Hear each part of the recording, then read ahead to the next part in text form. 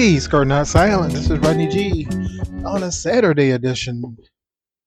And you probably are like, I thought what the hell are you doing? He's not being consistent. He's not being consistent. You're damn right. I'm not being consistent. I need to get back on it. But I had to take a little bit longer to think about what I wanted to do. And to be completely transparent, I hopped my butt in bed last night because we was out and nothing, no partying. We just all of a sudden decided to go to Walmart. We used to do that. My wife and I, that is. We used to do that when we first started dating. We decided to go to Walmart, and so, but she kind of did like a Walmart with intentions. So that was fun. But originally, the whole plan was to drop off some packages because I'm doing that Poshmark, that reselling thing. I'm doing hustles. I'm hustling.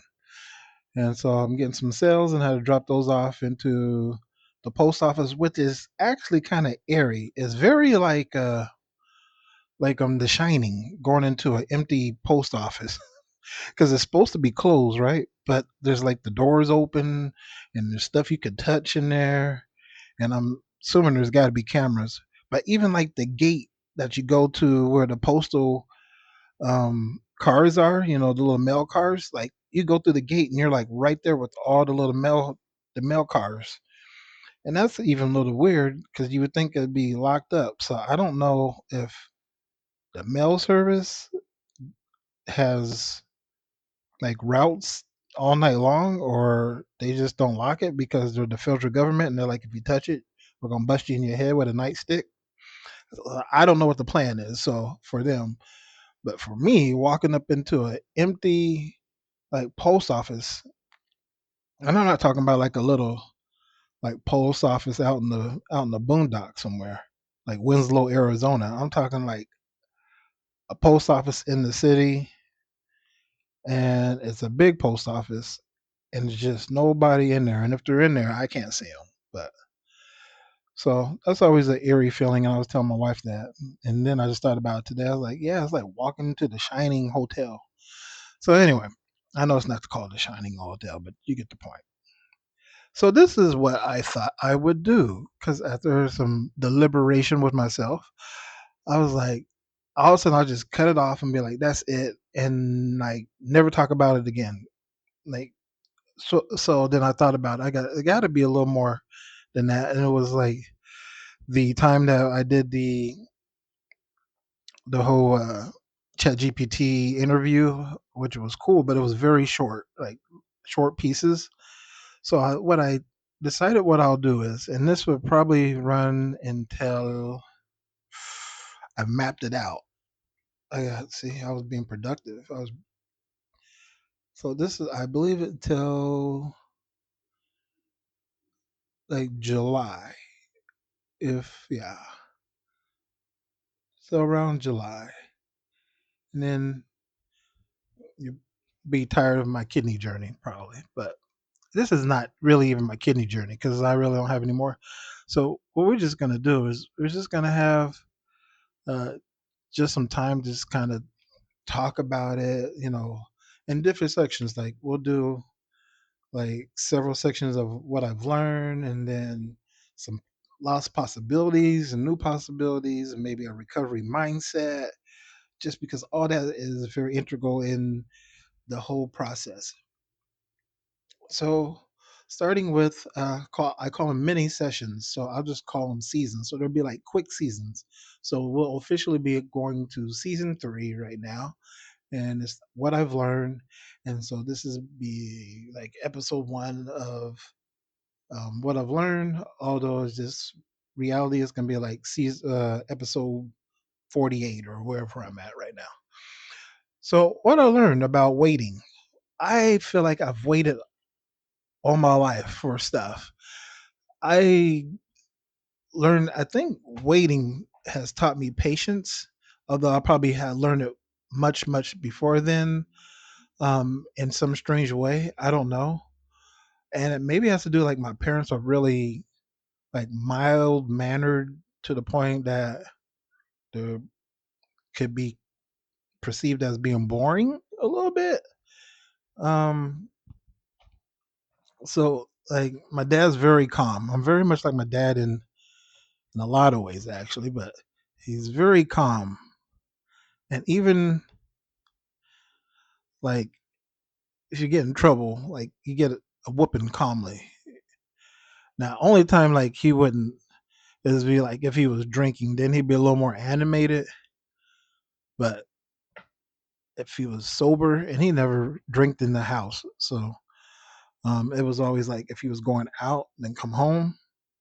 But he never had alcohol that I could remember. Maybe some cheap box wine they both used to have.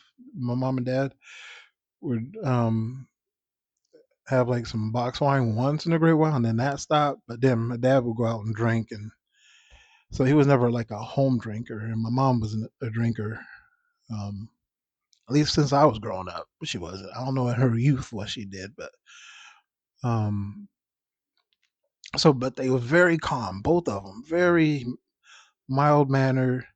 And like I said, like even if I got in trouble, it wasn't like a whole lot of yelling. It was just like you messed up and you're gonna get your ass whooped. And then I would lose my stuff, like that type of thing, and get whooped, and I do my, and then I'll be done, and then we good for like a year because I never get in trouble. I was not a kid that liked to get in trouble. I was a kid that didn't get in trouble.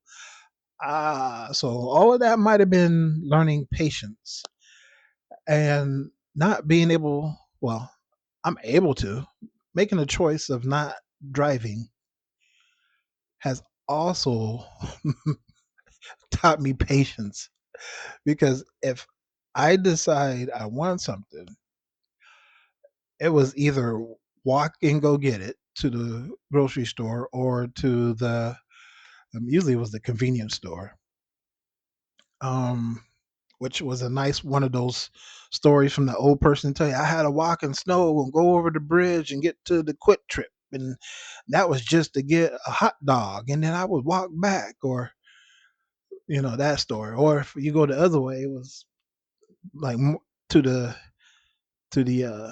main road, and you walk over and there was a gas station that way, and if you walk over the bridge, and then if you take a left, and then you'll be downtown in Des Moines. And so that was probably like an hour, I would say probably an hour walk. So if I was really motivated, I could do that, and then once you get downtown, I could catch the bus. Or if I went to the bridge where I was telling you about the story, you had to walk through the park and go over a bridge. Then you was by the state fairgrounds, and then over there was some buses you could catch. But the buses didn't come into our neighborhood outside of picking us. And this was like the public buses picked us up uh, once we got older, and then or public transportation bus always picked us up. The little yellow bus, they always picked us up and took us to school. But that was it after that. So any extracurricular activities, you got to figure out your way to get home. And then they started having the public transit system, come down the street and pick us up, and that would take us to the high school. But that was only morning and after school. And then the public bus did no longer come into our neighborhood. And everything else was if you had a friend that would pick you up, you had to wait for them or your parents. And then when I got older, like high school, I had a summer job. So if my mom, but she did pretty good taking me to that place to go work for one of the years. And after that, I found my way. Pretty much after that, I would get up early in the morning and go walk, and that was in the summertime, so I didn't have to worry about snow. But the walk back home could be a little warm after work and I would carry. At first, I was wearing them big boots, steel toe boots, and then I learned to put them in a backpack and wear tennis shoes.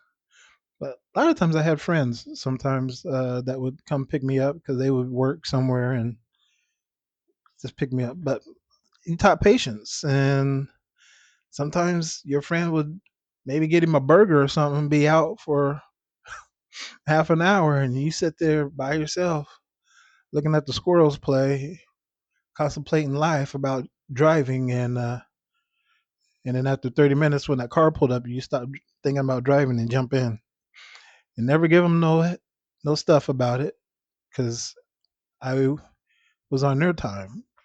You learn patience. I didn't get mad. You learn patience. I was grateful to even have somebody offer a ride.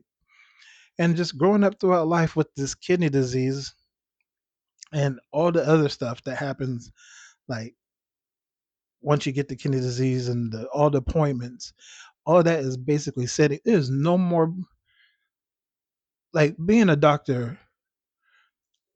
Everybody waits for the doctor. Like you could wait an hour for a doctor visit, and you're not even supposed to be funky about it. Like you're supposed to be like, "Hey, doc. Hey, how you doing? Oh, great job. Oh, yeah. Hey, appreciate it. Thanks for seeing me." Hour later, oh, and like you're supposed to just go on with your life, you know, after that appointment. And if you have multiple appointments, can you imagine how many hours, like a lifetime that we spend waiting for a doctor? And this is not for me to go in and say doctors are horrible, but like doctor's appointments are probably one of the only places I know that you could wait 30 minutes and then it might turn into another 30 minutes. And like you're, there's like some cardinal rule, like you shouldn't say anything. And then now they have signs on the doors like, if you find yourself waiting 20 minutes, please come up to the front desk. And then when you go up to the front desk, they go, "Oh yeah, we're so sorry. They're backed up right now." Well, I know they're backed up, but the sign told me to come up in 20 minutes. Well, we're backed up. But thanks for waiting. It's like, why am I going to tell you that I've been waiting for 20 minutes if well, I already know you're backed up? That's why I'm waiting for 20 minutes. So, but I don't even usually say that to them. I just go sit down and I'll figure out something because I'm already anticipating this going to happen. Right? I anticipate what's going to happen. If I know that 20 times I went to a doctor and 20 of that 20 times that I never get seen within my time allotted, and then I'm not going to be let down because I know 21 time or the 21st time that it's going to be the same result possibly. And then if it happens, then it happens because I've already anticipated it. Now, the only thing is now if we're running late, like 30 minutes, then they're like, "Oh, you're 30 minutes late. Sorry, we'll have to charge you for a late appointment. You didn't cancel within 24-hour notice." And then at that point, I'm like, in my head, because I already know the rules, but in my head, I go, "Well, they could. I waited 45 minutes last time, and I waited 45 minutes the other time, and then, but okay, but I still gotta pay." Like I said, I don't really say nothing because I already know. I already know. I know if I'm running late, and most of the time they're good about it. Most of the time they understand, and you just wait until they're available. So the waiting game, patience. Um, Waiting for the kidney. I didn't really wait long because I didn't start getting to do all my workup for the transplant until years later. So it wasn't really like a waiting game. And then once I knew what I needed to do, I knew I needed to go lose the weight. So there wasn't nothing about the waiting. Or when I got to Tucson, or when I lived in Tucson, the program was kind of mess up, and it kind of proved wrong my weight, which was frustrating. But at the end of the day, what you gonna do? What you gonna do?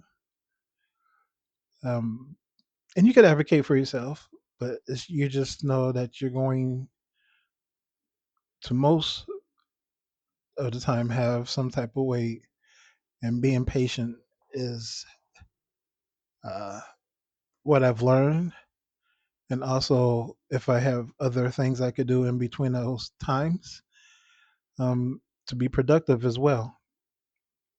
Uh, so all that time waiting taught patience. And that's even as a youth. I didn't know I was getting primed up for when I was so healthy, and then my health went to hell.